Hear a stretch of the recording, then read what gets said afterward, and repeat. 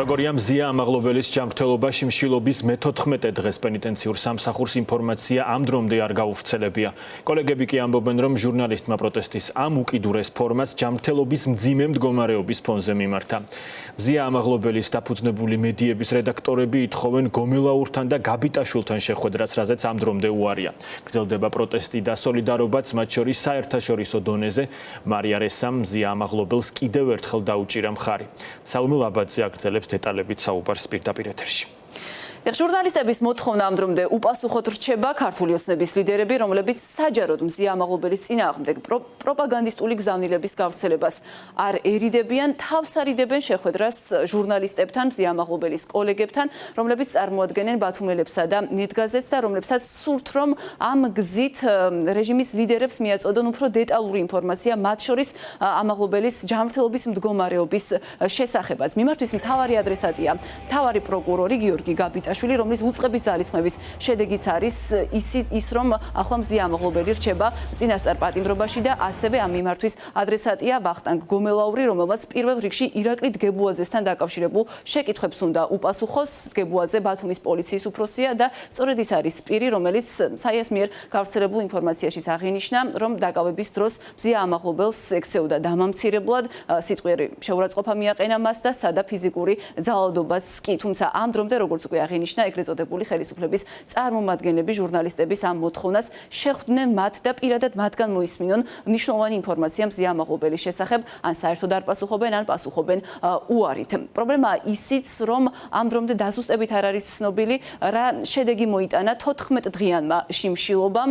ვრცელდება მხოლოდ ზოგადი შინაარსის ინფორმაცია, ჟურნალისტები პასუხს იღებენ სასჯელ აღსრულების სისტემიდან და ასევე ომბუდსმენისგან, რომ ჯანმრთელობის მდგომარეობა არის დამაკმაყოფილებელი, თუმცა როგორც თავად მზია ამაღლობელის კოლეგები ამბობენ, ამაღლობელის მდგომარეობა მძიმე ჯერ კიდევ დაპატიმრებამდე, ანუ შიმშილობის დაწყებამდე იყო.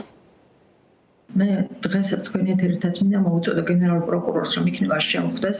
მე მათ გადამამისამართი საჭერის პროკურატურაში, მაგრამ მე აჭარის პროკურატურასთან მისვლის პროკურორთან შეხვედრის მიზანშეწონილობას ვერ ხედავ, იმიტომ რომ მე ვიცი, რომ გადაწყვეტილების მიღწევი პირები ისინი ვერ იქნებიან მზია ამაღლობელის საქმეში. ამიტომ მე ისევ დაჟინებით მოუწოდებ გენერალურ პროკურორს იქნება გამონახოს 5 წუთი ან 10 წუთი და მომისმინოს.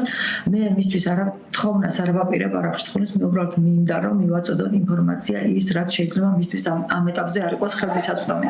ასევე მე მინდა მივმართო, ჯერ არ მიმართია, მაგრამ ოფიციალურ წერილით ჩვენ მივმართავთ შინაგან საქმეთა მინისტრს გომელაურს, რომ ის შეხვდეს და პირველი პირებისგან, თვითმხილველებისგან მოისმინოს მისი გმირი პოლიციელების შესახებ ინფორმაცია, თუ როგორ ძალადობენ ისინი ქალებზე, როგორ ძალადობენ ზოგადად და ასევე მინდა მივაწოდო მასაც ინფორმაცია მზიას მდგომარეობის შესახებ, ჯანმრთელობის მდგომარეობის შესახებ, ის რაზეც საჯაროდ ვერ ვსაუბრობთ. და მინდა მოუწოდო, რომ მიიღონ გონივრული გადაწყვეტილება. მზიას ჯანმრთელობის მდგომარეობა ზოგადი მის დაპატიმრებამდეც არ იყო ყველაფერი რიგზე და ეხლა ჩვენ რაზეც ვღელავთ და რაც არის ჩვენი თავისი სარკევარი ამ დროს, რომ ის მე-14 დღეა შიმშილობს და როგორ არის მისი ამჟამინდელი ჯანმრთელობის მდგომარეობა გარდა ზოგადი შეფასებისა, რომელსაც ადვოკატები გვეუბნებიან, რომელსაც ომბუდსმენი გვეუბნება და რომელსაც ციხის ადმინისტრაცია გვეუბნება, რომ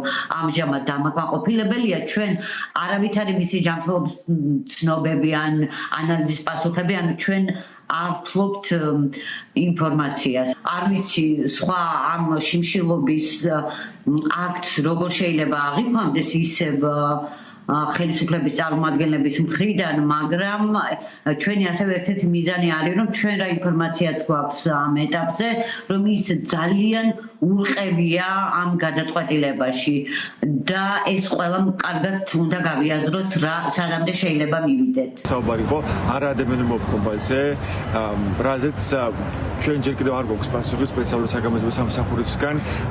გამოიკითხეთ რა უშუალოდ ირაკლი დგებუაძე, ბათუმის პოლიციის უფროსი, ის ამ დრომდე როგორც ვთქვით არის ბათუმის პოლიციის უფროსი და ასევე გამოძიება დაწყებულა არაადევნევ მოქმედების მუხლით, რაც საერთოდ მზია ამაღლობელი და დაიწყო გამოძიება სამსახურის უფლებამოსილების გადამეტების მუხლით, რაც ასევე აჩვენებს სახელმწიფოს დამოკიდებულებას. უფლებამოსილება არ შეჩერებია ირაკლი დგებუაძეს, რაც არის ჩვენი უპირობო მოთხოვნა.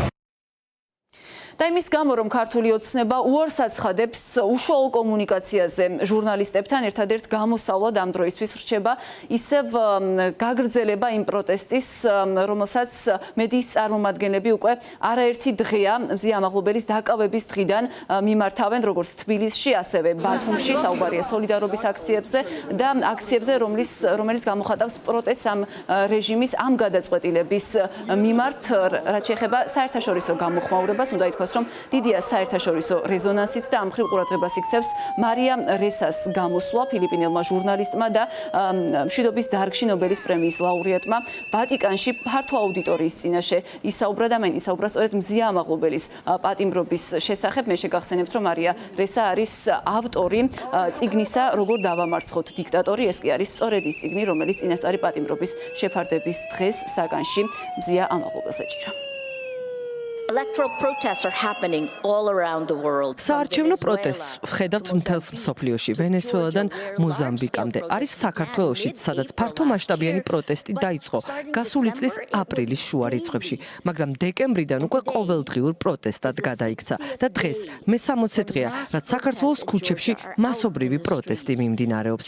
ჟურნალისტები, აქტივისტები, ნაცემი და დაპატიმრებული არიან. ჟურნალისტებს პროტესტის დროს ეჭერათ ჩემი წიგნი, რომლის სათაურია როგორ დავამარცხოთ დიქტატორი. გამომძიებელი ჟურნალისტი მზია ამაღლობელი საპატიმროში დღეს შიმშილობის მე-14 დღეს იწყებს.